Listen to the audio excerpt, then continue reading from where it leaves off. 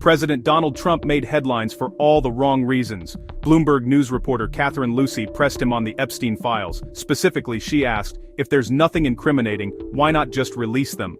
Instead of an answer, Trump fired back with, quiet. Quiet. Piggy. If there's nothing incriminating in the file, sir, why not acting as a... Yeah. He actually called a respected White House reporter Piggy in front of the entire press pool. The fallout was instant. Journalists across the spectrum, left, right, you name it, condemned the remark. CNN's Jake Tapper called it disgusting and completely unacceptable. Gretchen Carlson, former Fox News anchor, didn't mince words either, labeling it degrading.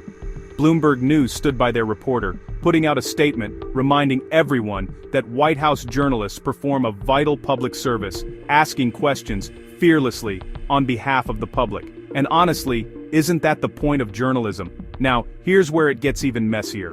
A White House official tried to spin the story, blaming Lucey for supposedly being unprofessional, but when pressed for evidence, they offered absolutely nothing. That's a move straight out of the old playbook. Attack the reporter, not the question. But this wasn't a one-off moment. Just a few days later, in the Oval Office, Trump berated another reporter, Mary Bruce from ABC News. Her supposed offense? Daring to ask Saudi Crown Prince Mohammed bin Salman about the murder of journalist Jamal Khashoggi. Trump called her question horrible and said, "You don't have to embarrass our guest." Royal Highness, the U.S. intelligence concluded that you orchestrated the brutal murder of a journalist. 9/11 families are furious that you are here in the Oval Office. Why should Americans trust you? And the same to you, Mr. President. Now, who are you with? I'm with ABC News, sir. You're with who? ABC News, sir. Fake news. ABC fake news. One of the worst in the business. But I'll answer your question. As far as this gentleman is concerned, he's done a phenomenal job. You're mentioning somebody that was extremely controversial. A lot of people didn't like that gentleman that you're talking about. Whether you like him or didn't like him, things happen. But he knew nothing about it, and we can leave it at that. You don't have to embarrass our guest by asking a question like that. Let's not forget U.S. intelligence directly linked the Crown Prince to Khashoggi's killing. A fact Trump seemed eager to brush aside, saying, things happened, and suggesting a lot of people didn't like Khashoggi. Honestly, that's jaw-dropping. This isn't the first time Trump's used Piggy as an insult.